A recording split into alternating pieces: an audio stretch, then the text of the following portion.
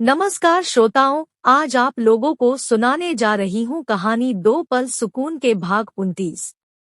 सुबह की 7 बज गई है। प्रकाश अब भी नींद के आगोश में है। ऐसे में अंजलि दुविधाओं में पड़ गई कि उसे उठाएं या नहीं। तभी अंजलि के मन में शरारत सूझ गई और धीरे से उसके ऊपर से चादर को हटाने की कोशिश करती है, पर नींद के आगोश में प्रकाश फिर से चादर को ओढ़ते हुए सो गया है। इस प्रकार 2-3 बार होने पर अचानक प्रकाश अंजलि के हाथों को कसकर पकड़ते हुए सोने लगा। ऐसे में अंजलि भारी मुश्किल में पड़ गई और सोचने लगी, हाय राम, अब क्या होगा। यह तो सचमुच नींद की आगोश में है। उसे तो शायद यह भी नहीं पता होगा कि क्या कर रहा है। तभी अंजलि के मन में शरारत सूझा और फिर से प्रकाश के गालों में चूमने लगी। तभी थोड़ी देर में प्रकाश के आंखें खुल गई और उठकर बैठ गया। कहने लगा, सॉरी, मैं लेट हो गया, कब सुबह हुआ पता ही नहीं चला। अंजलि मजाकिया लहजे में कहने लगी, लगता है कि कोई खास सपना देख रहे थे। अब तो चाय ठंड हो गई है, मैं फिर से गर्म करके लाती हूँ। प्रकाश कुछ कहे बगैर चुपचाप रहा। ऐसे में अंजलि फिर से चाय को गर्म करके लाती है, मगर तब तक प्रकाश फिर से आंखें मूंद कर बिस्तर पर लेट गया। ऐसे में अंजलि के मन में फिर से शरारत सूझ गई और फिर से प्रकाश के गालों में चूमने लगी। तो प्रकाश भी भला क्यों पीछे रहे। प्रकाश भी अंजलि को अपने बाहों में लेकर चूमने लगा, जिसकी बेसब्री से अंजलि उम्मीद कर रही थी। समय बीतते जा रही है कि अंजलि कहने लगी, तुम तो यहीं पर फ्रेश होकर स्नान कर लो, यहाँ पर नाश्ता वगैरह करके एक साथ निकलेंगे। प्रकाश कुछ देर तक चुपचाप रहकर कहने लगा, परंतु यहाँ पर तो मेरे कपड़े भी नहीं है। मजाकिया लहजे में अंजलि कहने लगी, कोई बात नहीं, एक दिन के लिए मेरे ही कपड़े पहन लेना। ऐसे में प्रकाश भी मजाकिया लहजे में कहने लगा, यह बात भी ठीक है, यहाँ पर तो मुझे बड़ा मजा आ रहा है, मुझे कहीं पर जाने की दिल ही नहीं कर रही है। सोच रहा हूँ कि नाश्ता वगैरह करके फिर से यहाँ पर सो जाता हूँ। इतना अच्छा विस्तार है। हाँ, इतना सुंदर खुशबू बिस्तर से आ रही है कि और एक बार कहते हुए प्रकाश चुप हो गया। कुछ देर बाद फिर से कहने लगा, मुझे तो सुंदर सी नींद आई थी, मैं तो जमकर सोया हूँ। साथ में इतने आदर और खिदमत जहाँ हो तो भला क्यों ना यहाँ पर रह लिया जाए। जवाब में अंजलि कहती है, हाँ, तो तुम्हें मना किसने किया है।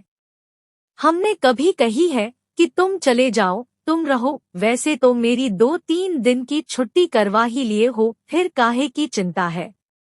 किसी प्रकार का जवाब दिए बगैर प्रकाश चुपचाप रहा और सोचने लगा, हाँ, तुम तो यही चाहती हो, बार बार मेरे गालों पर चूमते हुए इस बात की एहसास जता रही हो कि सचमुच तुम मुझसे प्यार करती हो। हाँ, मैं जानता हूँ कि तुम मुझसे प्यार करती हो और यही कारण है कि तुम आवेगों में आ जाती हो, मुझे चूम लेती हो। परंतु क्या सचमुच मैं तुम्हारे साथ जीवन निर्वाह करने की काबिल हूँ।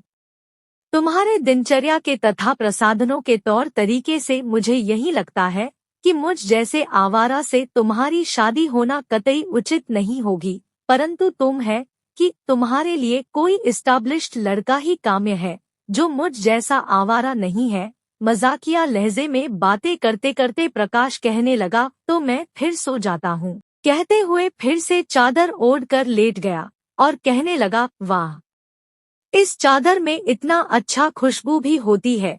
मुझे नहीं पता, मेरे पास भी तो चादर है, मगर जवाब में अंजलि के कहती है, तुम्हें पता कैसे होगा। तुम तो सर्वदा लड़कियों से दूर भागते फिरते हो, ऐसे में तुम्हें पता कैसे लगेगा।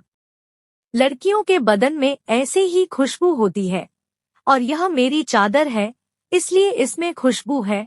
तभी वह प्रकाश के नजदीक जाकर खड़ी होती है और शरारती ढंग से कहने लगी, यह देखो मेरी बदन में खुशबू है कि नहीं, देखो, यह देखो मेरी जितने भी कपड़े हैं सभी में ऐसे खुशबू है। कहते हुए शरारती ढंग से उसके चेहरे पर फिर से चुमती हुई कहती है, देखो खुशबू है कि नहीं।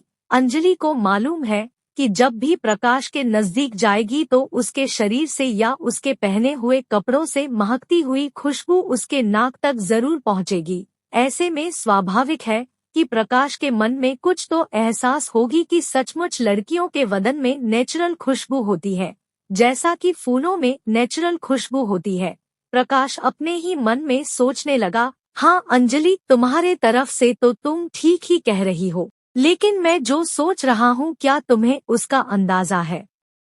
नहीं, मैं तो यही बात सोचकर परेशान हो रहा हूँ कि तुम जैसी लड़की को भला मैं क्या दे सकता हूँ सिवाय प्यार के। प्रैक्टिकल लाइफ में केवल प्यार ही पर्याप्त नहीं होती है, बहुत सारे चीजों की जरूरत पड़ती है, जिसके जुगाड़ करना क्या मेरे तरफ से संभव होगी।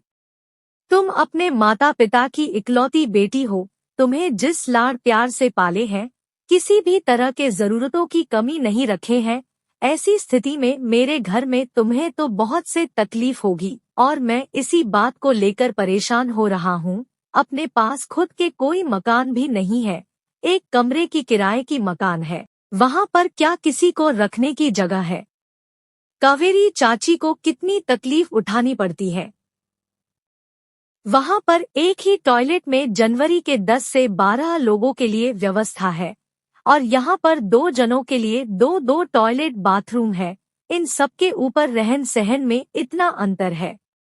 क्या हमारे घर में तुम जैसे लड़की सुखी रह पाएगी? ऐसा ना हो कि जिस सुख की खोज में तुम व्याकुल हो रही हो, इतना उतावला हो रही हो, कल को उसी सुख के बजाय तुम्हें दुख के दरिया में ना बहना पड़े। मैं इसे लेकर चिंतित हूँ। ऐसा ना हो कि कल को इसे लेकर तुम्हें पछतावा हो कि जीवन में यह एक बहुत बड़ी भूल कर बैठी हूँ जिसके अब कोई संशोधन नहीं हो सकती। एक बार शादी कर लेने के पश्चात उसका संशोधन करने की कोई गुंजाइश नहीं बची रहेगी। फिर क्या होगा? जीवन इतना छोटा नहीं है।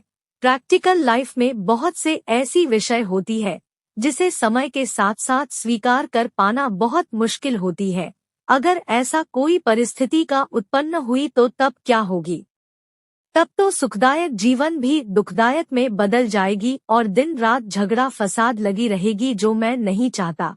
मैं तुम्हें यही सब विषय समझाना चाहता हूँ ताकि भावनाओं में बहकने की बजाय तुम प्रैक्टिकली सारे विषय को समझने की कोशिश करो। ऐसा ना हो कि केवल कल को नहीं पूरे जीवन भर तुम्हें पछताना पड़े। समय के साथ साथ प्रकाश उठकर तैयार हो गया ताकि उसे जाना होगा। सोचने लगा, यहाँ पर इनके साथ समय बिताने से कुछ हासिल नहीं होगा। 2 पल प्यार की मीठी बातें करने से सब कुछ मिल जाएगा ऐसा भी नहीं है। मुझे अपनी ड्यूटी में तो जाना होगा। अंजलि चाहे तो ड्यूटी में जाएगी, नहीं तो ना सही। उसे तो छुट्टी मिल चुकी है, चाहे तो आज घर में रह सकती है, परंतु मुझे जाना होगा क्योंकि मार्केटिंग के काम ही कुछ ऐसी है कि जितना ज्यादा से ज्यादा घर से बाहर रहकर काम कर सकते हैं, उतना ही आर्डर मिल सकती है। ऐसे में मुझे छुट्टी करने की बजाय ड्यूटी करना ही सही रहेगा। ऐसे में सुबह की नाश्ता वगैरह करके वहां से अंजलि के साथ निकाल पड़ा। रास्ते में चलते चलते प्रकाश कहने लगा, तुम्हारी तो छुट्टी है, फिर तुम क्यों मेरे साथ निकल रही हो? जवाब में अंजलि आवेग भरी लहजे में कहने लगी, तुम्हारा कहना भी सही है, मैं आज स्कूल को नहीं जाऊंगी मगर कल को चली जाऊंगी। इस तरह 2 दिन की छुट्टी हो जाएगी। मैं तो तुम्हें स्टॉपेज तक छोड़ने जा रही हूँ। ऐसे में मजाकिया लहजे में प्रकाश कहने लगा, तुमने ठीक सोचा है, कहीं मैं रास्ते से भटक ना जाऊं। कुछ दिन और बीत गई कि एक रोज सदानंद जी अपने पत्नी मृदुला और पुत्र विकास को साथ लेकर रामस्वरूप जी के घर में पहुँचे, जहां उनको बहुत स्वागत की गई तथा उन्हें स्वागत करते हुए बैठने को कहा गया, जहां पर कि सभी के लिए व्यवस्था की गई है।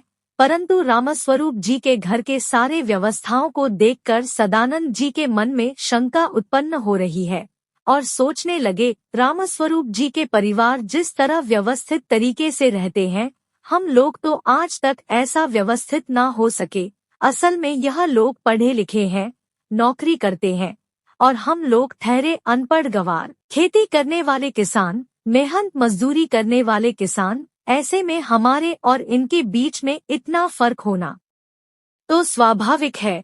इनके बेटी हमारे घर की लक्ष्मी बनेगी, यह तो हमारे परम सौभाग्य है। मगर ऐसा हो सकता है क्या? क्योंकि कोई तरह से विचार करके देखे तो उनके और हमारे मेल नहीं खाते। परंतु जहाँ लड़का लड़की एक दूसरे से प्यार करते हैं तो बात कुछ और होती है। कहते हैं ना कि प्यार मोहब्बत में ना खानदान, ना जात पात, ना ऊंच नीच देखी जाती है। प्यार तो आखिर प्यार होती है। कब किसका दिल किस पर आ जाए कुछ कह नहीं सकते। ऐसे परिस्थितियों में चाहे तो सब कुछ हो सकता है। अगर अकड़ कर बैठ गए तो कुछ ना कुछ नुकसान तो होती ही है। या तो दो दिल टूटे, दो धार टूटे, साथ में पूरा जीवन ही तबाह हो जाए। ऐसे में ना चाहते हुए भी माता पिता को झुकना पड़ता है और बच्चों के बातों को मानना पड़ता है। समाप्त। कहानी के अगले भाग के लिए हमारे साथ बने रहिए। धन्यवाद।